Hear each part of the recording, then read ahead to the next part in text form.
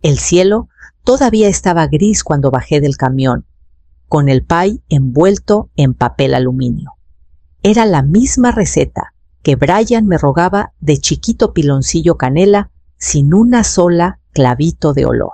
Lo había horneado la noche anterior, lo envolví doble y lo llevé todo el camino abrazado en las piernas hasta llegar a Tepec. La calle estaba callada. Caminé la última cuadra despacito con el aire fresco de la sierra colándose por el suéter. Cuando llegué al portón, me acomodé el pelo con el reflejo del vidrio y toqué el timbre. Pasos. Luego la puerta se abrió de golpe. Ahí estaba Brian, con la boca entreabierta y los ojos que se le abrían, pero no de gusto, sino de algo helado. Detrás de él alcancé a ver la mesa ya puesta, música suave, una risa de niña que rebotaba por allá lejos. Era Emilita. Antes de que pudiera sonreír, apareció Kimberly por encima de su hombro. ¿Qué hace esta mujer aquí?, siseó sin bajarle ni un poquito a la voz. Brian se movió de lado. Mamá dijo seco: no puedes caer así de repente, no es momento. Empecé levantando el pie como quien ofrece la paz. No lo tomó. Esto es solo para la familia, dijo. Por favor, vete. Lo miré de verdad y vi a un desconocido dentro del cuerpo de mi hijo. No discutí, no pedí un plato, ni un minuto, ni un abrazo. Di media vuelta, bajé los escalones y seguí caminando. El pie todavía estaba tibio. El aluminio crujía en mis brazos. A mis espaldas, la puerta se cerró con un clic que sonó a punto final. Llegué a la esquina y ahí sí me permití parpadear para quitarme el ardor. Ni siquiera había cruzado el umbral, ni pisado el tapete de la entrada, ni un hola. Cuando llegué al motelito de la carretera, el pie ya estaba frío. La habitación olía a tapete viejo y cloro barato, pero tenía calor, y con eso bastaba. Dejé el pie en la mesita junto a la ventana, el aluminio todavía perfecto, sin una arruga. Me dije que después me comería un pedacito, cuando me sintiera más entera, pero las manos me temblaban tanto que mejor me senté en la orilla de la cama. La voz de Brian me daba vueltas en la cabeza sin nada más que su filo. Esto es solo para la familia. Había oído gritos antes, pero nunca los suyos, nunca contra mí. Cerré los ojos queriendo que se borraran si respiraba hondo. No se borraron. El cuarto estaba demasiado callado. Agarré el celular esperando aunque fuera un mensajito. Una pregunta, un perdón, algo. La pantalla se prendió vacía. Ni llamadas perdidas, ni buzón. Nada de Brian, nada de Emilita ni de Jaquito. Aunque ellos no tuvieran celular, yo me los imaginaba preguntando dónde estaba su abuela, por qué no llegué. Abrí la app que casi nunca uso. Me dio pena, pero necesitaba ver algo conocido. La primera foto que apareció fue una mesa larga, repleta de comida del Día de Muertos. En el centro, Emilita y Jaquito, con sus suétercitos naranjas iguales, muertos de la risa. Al lado la mamá de Kimberly, alzando su copa de ponche hacia la cámara. Seguí bajando hasta que un comentario me clavó.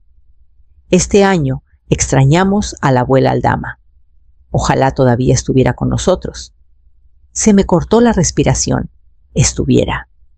Como si ya me hubiera muerto. Como si llevara tanto tiempo desaparecida que hablaban de mí en pasado.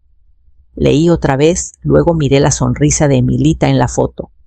No había silla vacía junto a ella, ni tarjetita con mi nombre.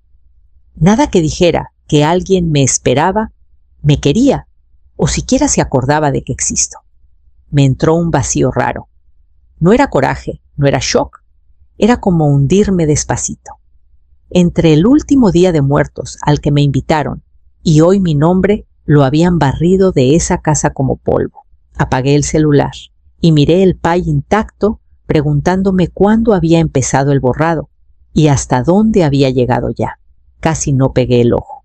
El boiler hacía ruidos toda la noche y cada vez que me dormía soñaba que tocaba a la puerta de Bray Compré, a una ventana hasta la escuela de Emilita. Siempre tocando, nunca me abrían. Me rendí al amanecer, herví agua del lavabo y me hice un café soluble que sabía a tierra quemada. El pie seguía ahí sin tocar. Saqué la mochila de viaje, abrí el bolsillo lateral y saqué una carpeta verde gastada que no abría desde hacía años. La desplegué como si fueran cartas viejas, escrituras, declaraciones de impuestos, cartas del banco. Papeles que a Brian nunca le interesó preguntar.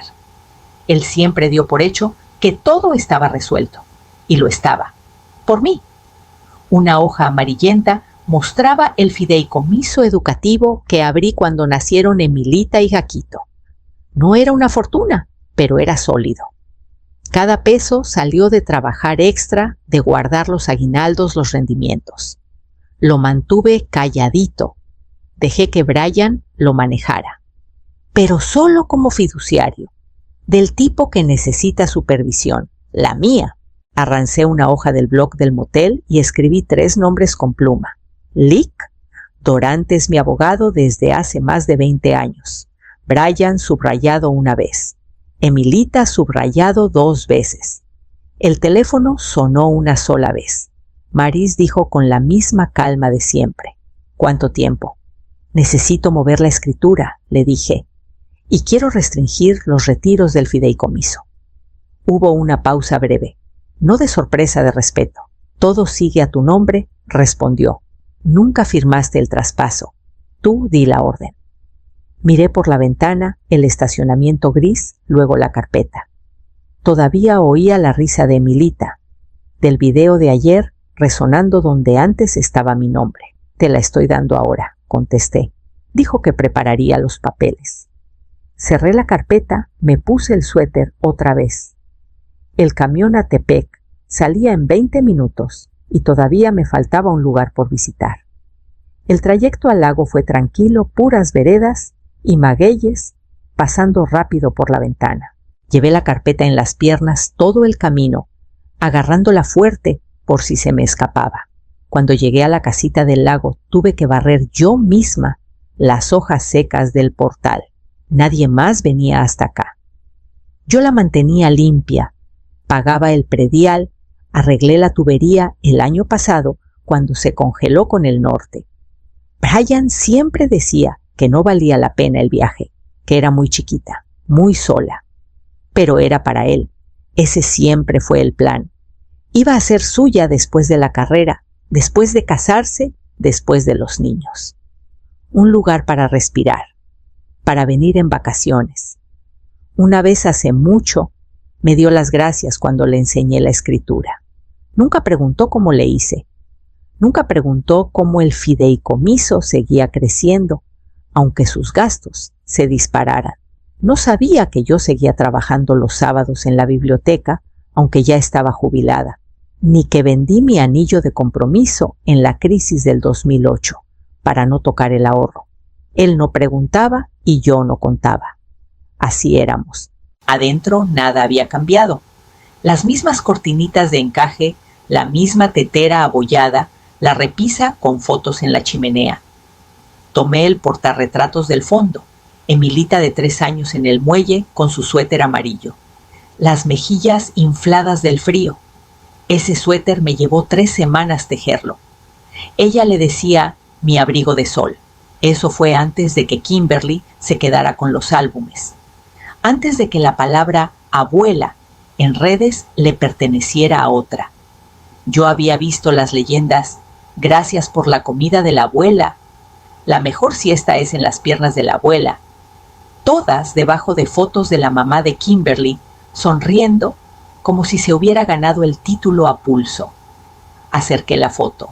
Ahí estaban mis puntos hilera por hilera. Prueba de que alguna vez fui parte de algo. La dejé de vuelta en su lugar, no porque ya no importara, sino porque yo todavía sabía dónde pertenecía. Afuera cambió el viento. Cerré con llave y me fui rumbo al pueblo. Me faltaba una parada más antes de que acabara el día. Cuando llegué a la primaria de Tepec, la mañana ya se había vuelto suavecita con esa luz baja que hace que los edificios de ladrillo parezcan menos duros. Los niños seguían entrando por la puerta lateral, las mochilas rebotando, las voces alegres en el aire fresco. Me quedé atrás hasta que pasó la avalancha y subí las escaleras principales. La oficina olía a lápices y bolillo recién hecho. Una señora, con el pelo bien recogido, acomodaba permisos detrás del mostrador. Carraspeé suave. ¿En qué le ayudo? Le di mi apellido de soltera para el donativo Maris Aldama, un nombre que no usaba desde hacía décadas, pero que ahora me sentaba más firme. Lo tecleó y de pronto se le abrieron los ojos. Ah, dijo despacio con una sonrisa que se le escapaba. Entonces usted es Aldama. Dudé. No sé a qué se refiere. Se rió bajito. Emilita una vez me platicó. Dijo que antes tenía una abuela que se llamaba Maris, pero que ya no estaba segura si se la había imaginado, porque nadie hablaba nunca de ella. Los niños dicen cada cosa. Las palabras cayeron suaves, pero me abrieron un hueco. Asentí porque no me fiaba de la voz. Deslicé el sobre del donativo. También quiero dejar esto. Otro, dije sacando un segundo sobre del suéter. Adentro había fotos impresas de cumpleaños pasados, unas cartas que escribí y nunca envié, y un dibujo que Emilita hizo. A los 5 años, 2 palitos tomados de la mano junto a una casa azul temblorosa. Arriba con letras chuecas. Emilita plus abuela. La señora lo recibió con cuidado. Lo podemos poner en el buzón de su salón. Gracias, dije retrocediendo. Con eso es todo. Salí antes de que pudiera decir más. Afuera el fresco picaba más, pero lo respiré hondo. No sabía si Emilita recordaba mi voz o mis cuentos, pero recordaba lo suficiente para dibujarnos juntas alguna vez. Y con eso bastaba. Me abroché el suéter y caminé a la parada, sabiendo que la siguiente llamada iba a cambiar más que cualquier donativo. La llamada llegó pasaditas las 9, cuando la casa ya estaba en silencio. Acababa de doblar la cobija del motel cuando prendió el celular con el nombre de Kimberly. Por un segundo pensé dejarlo sonar. Contesté. Su voz llegó filosa y rápida. ¿Cómo te atreves a acercarte a la escuela de Emilita? ¿Tienes idea de lo fuera de lugar que estuvo eso? Sostuve el teléfono firme. Dejé un donativo y unas fotos. Ni siquiera hablé con ella. No es ese el punto, me cortó. Estás generando confusión. Estás rompiendo su rutina. Solté el aire despacio. ¿Rompiendo por existir? Por dejarle saber que no se inventó una abuela. Hubo una pausa. Corta, pero dijo todo. ¿Sabías que me iba a enterar? Dijo Kimberly. ¿Quieres meterte en medio? No, dije bajito. Quiero recordarle a mi nieta que no se inventó una abuela de la nada. Y eso me hace preguntarme, ¿qué carajos les han contado de mi silencio? Luego una exhalación tensa. No necesitan saber de ti, dijo más bajo. Ya es bastante confuso.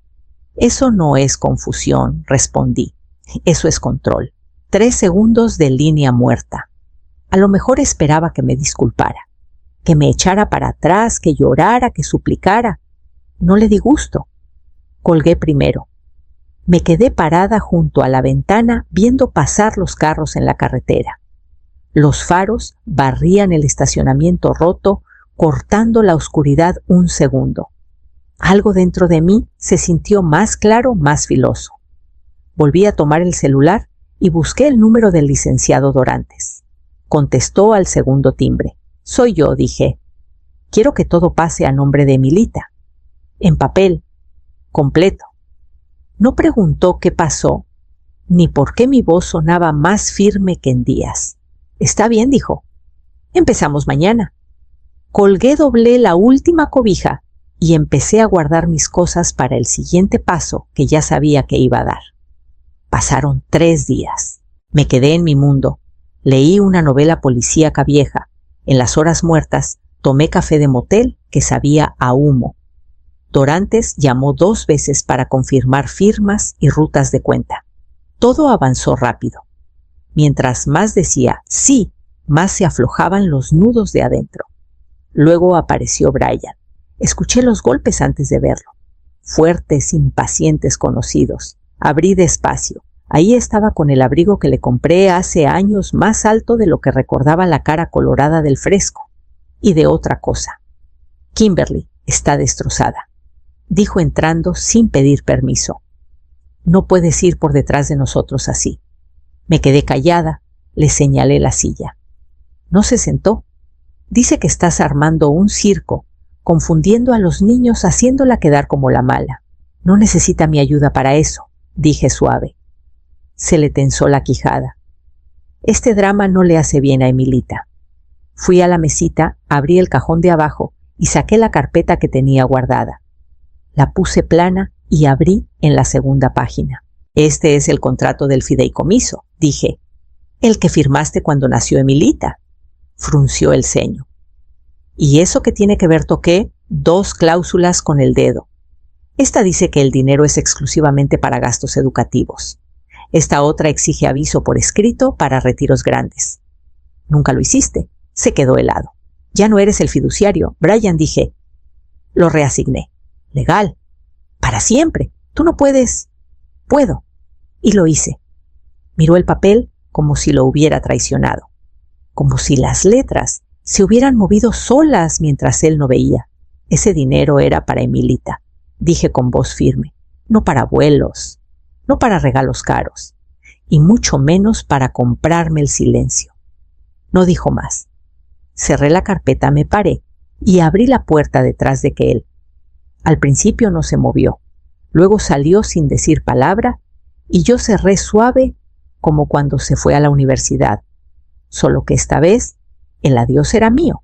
El frío se instaló esa semana, de esos que empañan los vidrios por dentro. Me eché un rebozo a los hombros y firmé cada papel despacito, dejando que el peso de cada decisión se hundiera en el tinta. La casita del lago mía, de nombre mía de recuerdos, fue lo primero que solté. La doné a una fundación que ayuda a mujeres que salen del sistema de tutela. Le pedí a Dorantes que pusiera una sola cláusula en la escritura que Emilita pudiera llegar y quedarse cuando quisiera sin avisar. Él alzó la ceja, pero no dijo nada. Solo agregó la línea y me pasó la pluma. Al día siguiente actualicé mi testamento. Fue sencillo. Todo lo que me quedaba, todo lo que no había reasignado ya para Emilita directo, sin pasar por Brian, sin pasar por Kimberly, a ella cuando tuviera edad, sin dejar ni un huequito para dudas, pero sí dejé un sobre dirigido a Brian.